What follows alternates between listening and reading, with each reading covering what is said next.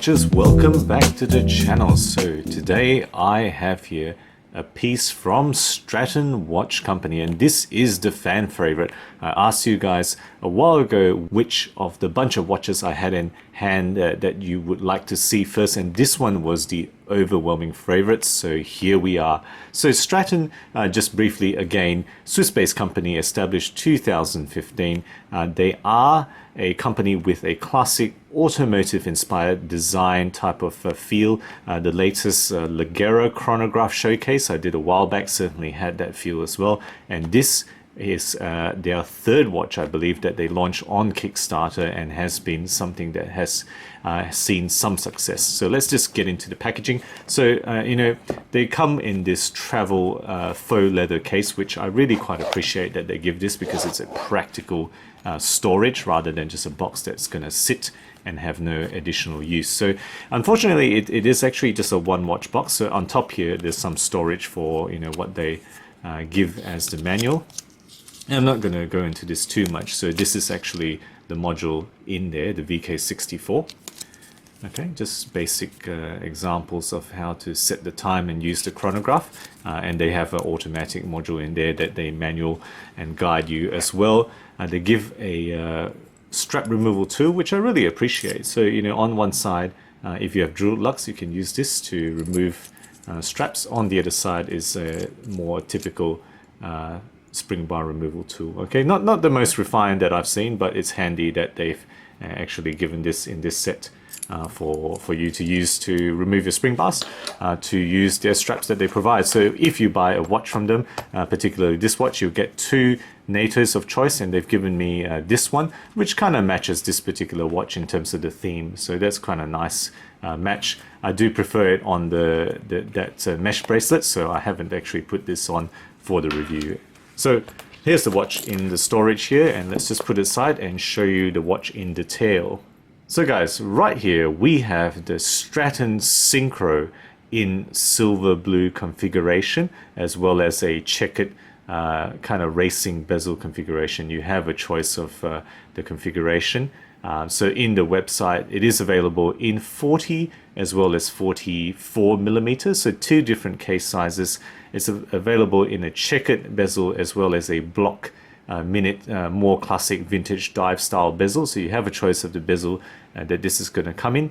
And then in terms of color variations, it comes in a blue with white subdials, so blue dial with white subdials, black dial with white subdials, and then kind of a Black Panther dial, as well as this particular model, which is this kind of silver sunray dial with blue subdials, and a black on black as well. So it does have a kind of a black DLC case version as well, if you prefer that. Okay, moving on to the description of the movement here. So this is what I'm going to cover first. This is a Seiko VK64 Mecha-Quartz hybrid chronograph movement. So you've seen this before. I did this in the one of the Undone. I believe it was a tropical model. So it's the same movement. It's a quick reset chronograph. So it's a tribute apparently to the Valjoux 230, if you know your vintage Valjoux movements. 1/5 of a second central chronograph hand, with a 60-minute totalizer at the 9 o'clock position. The dial at the 3 o'clock position is not a chronograph dial, it's actually a 24-hour indicator subdial there. And the main thing, one of the main things to note about this movement is that it doesn't have a running second. So it kind of tricks you into thinking it may be a mechanical, but it's actually a quartz mecha hybrid. It does, in this case, also have a quick set date implemented there at the 6 o'clock position. It does have a border on that window there, which is quite nice. Black writing on white disc there. So just going to show you the chronograph now. Okay, so it's going to run central seconds, 1/5 of a second increments there. All right, you can see it going around, and it's a quick reset. So you don't have to stop it to reset. You can actually just press the reset button, and it will go right to the 0 again. Okay, so that's really the movement here. So moving on to the case then, just showing you guys this case. So just take a look at it. It is a 40 millimeter in this version. This is what I've chosen. I think this suits my wrist more. 316L surgical grade steel. The thickness is actually 16 millimeters, and I've measured these dimensions with calipers. The lug width is 20 millimeter, and the lug-to-lug distance between my thumbs there is a fairly decent 46 millimeter. You know, it's not very big, but you know, it does stick out a little bit, and I think it sits nicely on my particular wrist. The overall weight of this watch with this Milanese mesh bracelet is 144 grams, so it's fairly substantial. It's definitely lighter if you're going to swap this out for the NATO. I haven't done that, but just to let you know, 144 grams with this Milanese strap here. Okay, finishing wise, if you look at the bezel, right, so just take a look at the bezel there. It is brush finishing all over. Okay, there's a little bit of polish in between those kind of square grips there, but it's mainly a brush finishing, and it's got a nice square grips. All right, it's got angled brushing on the lugs, top surface of the lugs. Hopefully that comes through here. It's kind of like this 45-degree angle there on the brushing. It might be difficult to see. It's not a true radial brush, it's more a 45-degree brush, and it transitions to a vertical brushing on the sides of the case there. There is an angled bit here, right, a little bit of a facet there with some angles, which is quite nice, and that is actually a polished little facet there. And then as we go into the base there, it's actually a circular brushing at the bottom surface of the lugs that you can see there.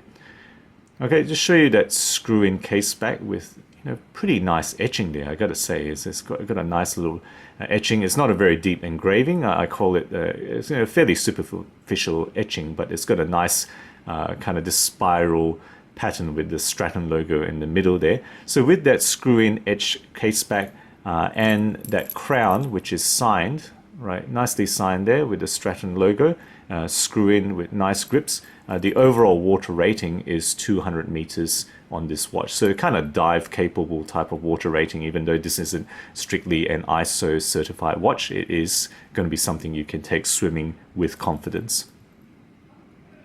Right, showing you the dial now. So take a look at that dial. It's a satin sunburst dial. That's what I think this should be called. It's got an orange border on the subdials there, you can see in the middle, with blue printing, right? They're blue subdials with printing. And it's kind of got this dashboard flavor, right? It's kind of this car automotive inspired dashboard type of look, and that's really something I appreciate about this watch. Applied steel markers, hour markers all the way around, and a printed chapter ring bordering the dial around the outside. And then you would have seen already, it's got a tachymeter scale on that blue flange, which is, you know, a really nice additional details. They've really packed in quite a bit of detail into this watch, which is something that fans have appreciated.